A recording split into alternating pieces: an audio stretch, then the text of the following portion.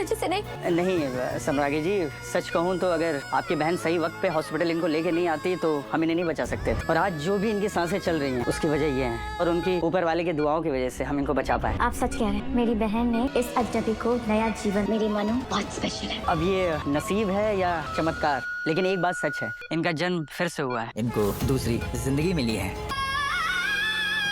मान्यता से मेरा नाम कैसे पता? दी, इसने मेरा नाम लिया। मान्यता कैसे पता इसे? दी, इसे मेरा नाम कैसे पता?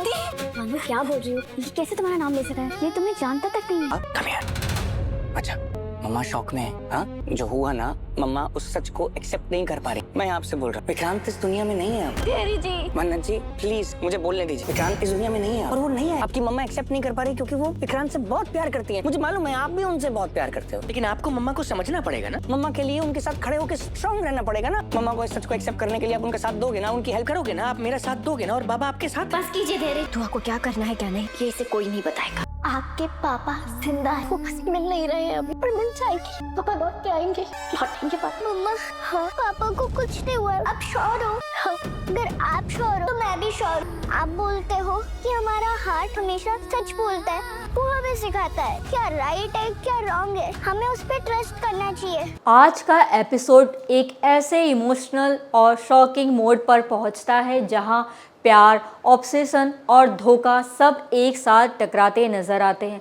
धैर्य का असली चेहरा सामने आता है जब वो नीतू को साफ साफ कह देता है कि उससे सिर्फ मन्नत और दुआ चाहिए, उसे कोई बड़ा परिवार नहीं चाहिए, सिर्फ अपनी छोटी सी दुनिया चाहिए। धैर्य कहता है कि नीतू और विक्रांत ने उससे उसकी खुशियाँ छीनने की कोशिश की और अब वो किसी भी कीमत पर अपना हक वापस लेकर रहेगा। उसकी बातों में प्यार कम और जुनून ज़्यादा नज़र आता है। वो नीतू को याद दिलाता है कि उसने कभी उसके साथ बुरा व्यवहार नहीं किया, लेकिन बदले में उसे सिर्फ दर्द और ठुकराव मिला। इसी जुनून में धैर्य एक ऐसी बात कह देता है जो किसी को भी हिला सकती है। वो नीतू से कहता है कि अब उसके इस दुनिया से जाने का वक्त आ गया है। उसके पास बहुत सारे अधूरे काम हैं, अपनी बेटी दुआ के साथ वक्त बिताना है, उसका होमवर्क कंप्लीट करवाना है और अपनी परफेक्ट फैमिली के साथ रहना है। इसलिए नीतू को जल्दी मर जाना चाहिए। धैर्य की ये बातें साफ दिखती है कि प्यार के नाम पर वो कितना खतरनाक और ऑब्सेसिव बन चुका है। दूसरी तरफ मन्नत, रोनी और पूरा परिवार विक्रांत और नीतू की खबर का इंतजार कर रहा होता है। यशिका को पूरी सिचुएशन पर शक होता है।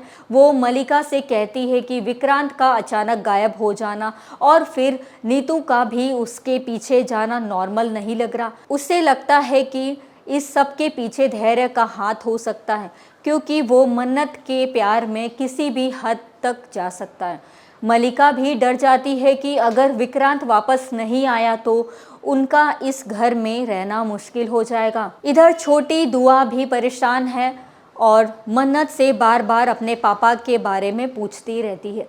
मन्नत उसे संभालने की कोशिश करती है, लेकिन अंदर ही अंदर वो खुद टूट जाती है। तभी धैर्य का फोन आता है और वो मन्नत को एक लोकेशन भेजता है। मन्नत को अजीब लगता है कि विक्रांत वहाँ क्यों जाएगा, लेकिन उसके पास और कोई ऑप्शन नहीं होता। वो तुरंत उस जगह के लिए निकल पड़ती है और यशिका भी उसके साथ चली जाती है। जंगल के पास पहुंचकर मन्नत की दुनिया उस वक्त हिल जाती है जब विक्रांत की गाड़ी मिलती है और उस पर खून के निशान नज़र आते हैं। ये देखकर मन्नत का दिल बैठ जाता है और उसे लगता है कि शायद विक्रांत के साथ कुछ बहुत बुरा हो चुका है। इसी बीच धैर्य पुलिस को भी वहाँ ले आता है और सबके सामने एक मासूम इंसान बनने की एक्टिंग करता है, लेकिन उसकी परेशानी तब बढ़ जाती है जब विशाखा को होश आ जाता है। पुलिस उसे घेर लेती है और उसके हाथ में गन देखकर उसे सस्पेक्ट समझने लगती है। मन्नत का गुस्सा फूट पड़ता है। वो विशाखा को थप्पड़ मारती है और विक्रांत के बारे में सवाल करती है।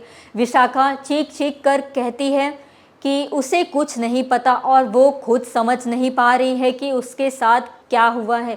गुस्से में मन्नत उसका गला तक पकड़ लेती है और धैर्य बीच में आकर उसे रोकता है। बाहर से हीरो बनने की एक्टिंग कर रहा धैर्य अंदर ही अंदर डर रहा होता है कि कहीं उसका सच सबके सामने ना आ जाए। तभी कहानी में सबसे बड़ा ट्विस्ट आता है। दुआ और यूवी घर पर विक्रांत और नीतू की सलामती के लिए दुआ कर रहे होते हैं और जंगल में अचानक रोनी को नीतू नजर आ जाती है। सब लोग उसकी तरफ दौड़ते हैं। मन्नत इमोशनल हो जाती है क्योंकि नीतू जिंदा होती है। धैर्य का चेहरे का रंग उड़ जाता है। वो सबसे पहले नीतू के पास पहुंचता है क्योंकि उसे डर होता है कि नीतू उसका नाम ले लेगी, और वही होता भी है। नीतू रेत पर धैर्य का नाम लिख देती है, लेकिन धैर्य चालाकी से एक्टिंग करता है और मदद करने के बहाने तुरंत उस नाम को मिटा देता है। यशिका उसकी ये हरकत नोटिस कर लेती है और उसका शक और गहरा हो जाता है। मन्नत नीतू से पूछती है कि ये सब किसने किया। नीतू विक्रांत की तरफ इशारा करने की कोशिश करती है और बताना चाहती है कि विक्रांत जिंदा है, लेकिन सब लोग उसके इशारे को गलत समझ लेते हैं और विशाखा पर शक करने लगते हैं।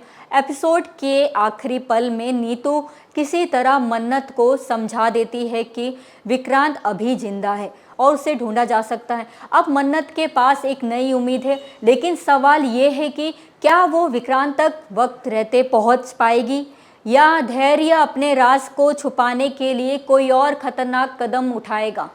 ऐसी और लेटेस्ट अपडेट के लिए हमारे साथ जुड़े रहिए टेलीफ्लिक्स पर।